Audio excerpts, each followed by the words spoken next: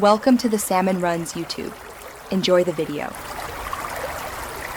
You start by gathering the essentials.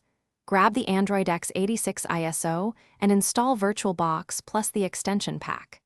Create a new VM set to Linux Other, 64-bit, and give it at least 2 GB RAM.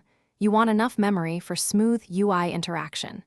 Make a 1632 GB virtual disk, choose VDI Dynamic for flexibility, and set the network to NAT or bridged depending on whether you want LAN access.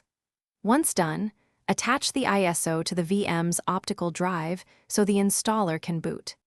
You boot the VM and pick Install.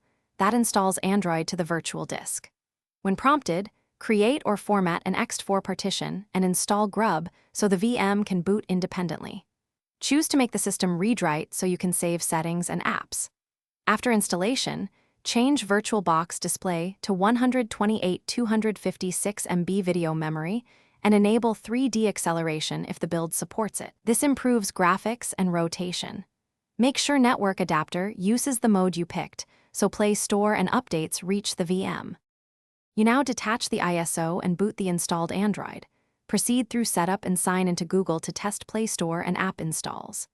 If the UI is blurry, switch the VM's graphics controller or toggle 3D acceleration and increase video RAM.